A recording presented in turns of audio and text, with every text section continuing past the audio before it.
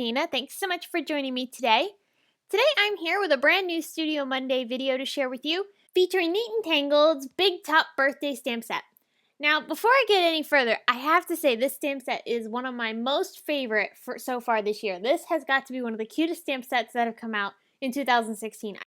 I absolutely adore the darling images that are included in this set that can be used to create fun circus-themed cards. So here's the stamp set. This is the Big Top Birthday, and you can see it's got so many cute images, plus the coordinating dies, which you can purchase separately. These are over at the Simon Says Stamp Shop, which I'll have linked below in the video description and on the blog. For my card today, I'm going to be pairing them with the Falling Circles stamp set from Neat Tangled. This just came out in the July release. And then this Journaling Alphas die set, which is a great alphabet die collection. I'm going to be using this to help build my sentiment later on in the card. So let's get started. Here I've got my Mini Misty stamping tool, and I'm going to start stamping a bunch of the images from the Big Top Birthday set. I'm going to be stamping them in some Simon Says Stamp Intense Black dye ink because I'm going to be Copic coloring these. You could use Memento ink or my favorite things, Hybrid ink. Both of those work with Copics. I ended up having to re-stamp this because I didn't press it down all the way in certain areas. But that's one of the great things about the Misty stamping tool, which I really love, is that it allows you to re-stamp an image right back over top of where you originally stamped it. And it's always going to be in the perfect spot. Alright, so I'm going to get started on the Copic coloring. I did very simple Copic coloring on all of these images. For most of the shading, I used 2 to 3 colors, no more than 3. In most cases, I only use 2. And that's just because the images are very small. So what I'm going to do is, because this is such simple coloring, I figured it'd be just as easy for you guys to watch the video and watch me do the coloring. And then I'll come back in a few minutes when I finish the coloring and we'll get started on creating the rest of the card.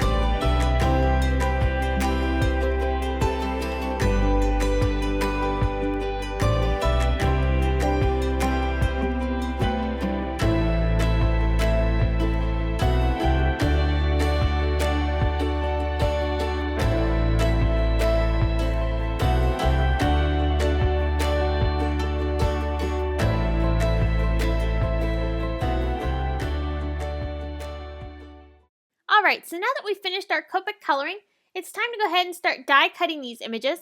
Here I've got the coordinating Big Top birthday dies.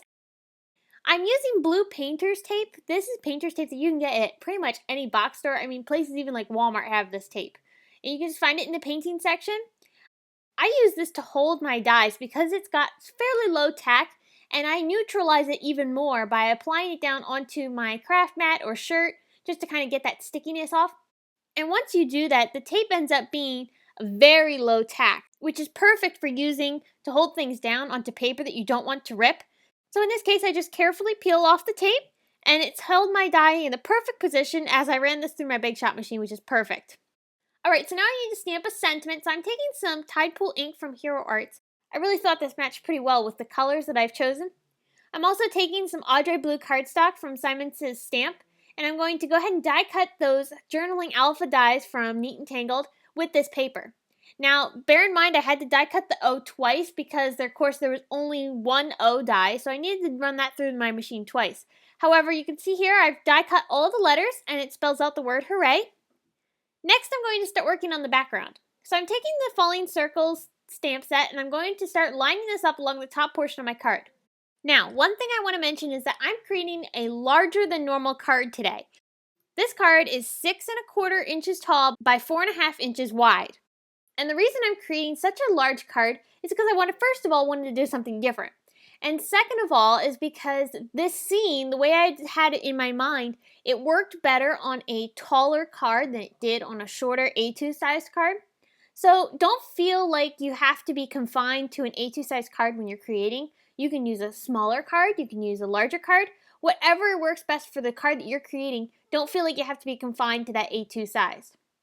So I'm creating a little bit of a mask here after I've stamped those falling circles in some Mango Smoothie ink from Altenew.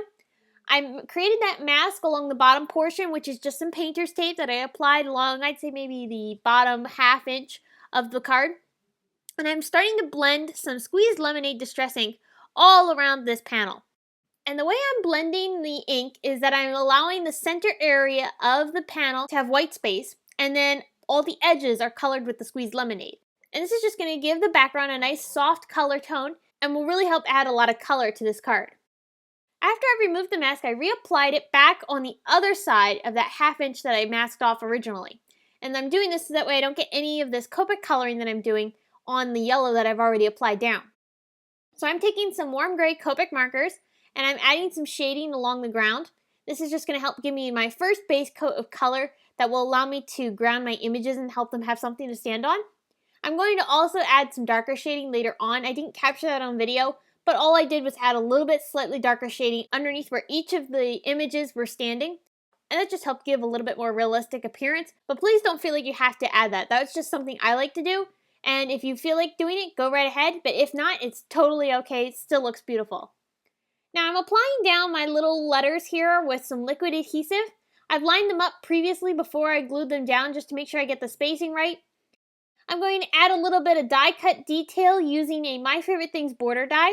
This is just a really cool stitching line, and I'm just going to tape that down and run this through my Big Shot machine on all the edges. It creates a really nice finishing touch to the design. I'm going to take my elements now and start popping them up off of my card panel. I popped the banner up with one layer of foam tape, and I'm going to start laying out some of the other images. Now, I did not press these images down all the way as I laid them down onto the card. I just laid them right onto the paper. So that way it gave me an idea of where I was going to be placing them, but it allowed me to lift them back off and change things up a little bit as I went along, like I did with this bear. I ended up deciding I wanted him on 2 layers of foam tape, and the little lion is also on 2 layers of foam tape. The 2 children are on 1 layer, and the balloon for the little girl has 2 layers of foam tape underneath it as well. And that just helped give a little variation in dimension to help give this scene a little bit more realistic appearance. Now I'm shaking up my Spectrum Noir Sparkle Pen. This is something you want to do when you use your sparkle pens. You want to make sure that you shake them up really well to get that sparkle that's in the barrel to move around a little bit more, mix with the liquid that's in there, because you don't want it to be settling all at the bottom and then not having the sparkle come out easily. I'm applying the sparkle over top of all the letters. I made sure I covered all the letters with the sparkle. And I'm also adding it to the little circles from the Falling Circles stamp set. Now you don't have to add this much glitter, but I love adding glitter, so I had to do it. And I'm also going to add it onto some of the children's elements. I'm also adding it to some of the little pieces like the little stand that the bear is on. I've added it to his party hat. I added it to the icing of the balloon. It's fun to add so much little sparkle details to the card. I'm also going to add some white details using a white gel pen. This is just Signo Broad gel pen, and I love doing this for my colored images. I think it really adds a nice finishing touch.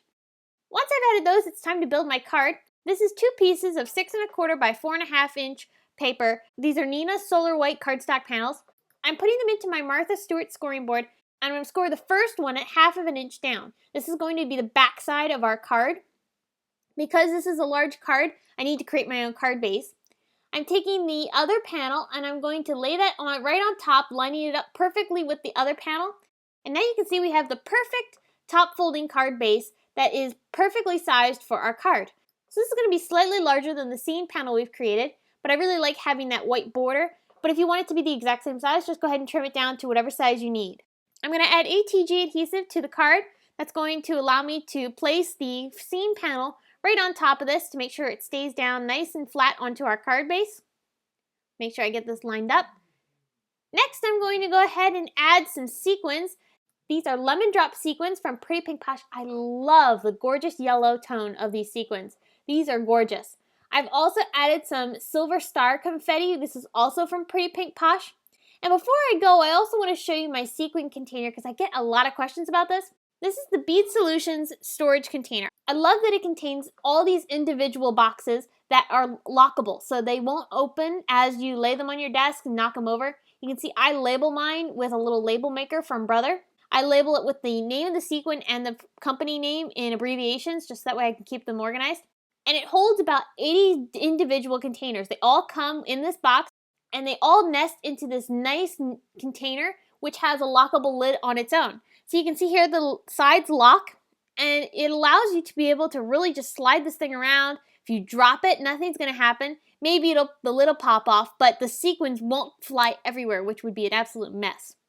So I hope you've enjoyed this video and got some inspiration on using some of the newest Neat and Tangled products. If you have any questions, please leave them in the comments section below, and head on over to the Simon Says Stamp blog where you can get more information on this card, including still pictures and products used. If you enjoyed this video, please give it a thumbs up, subscribe to our YouTube channel, and you can connect with us on social media at Facebook, Instagram, Twitter, Pinterest, YouTube, as well as our blog. Thanks so much for watching. We'll see you again soon.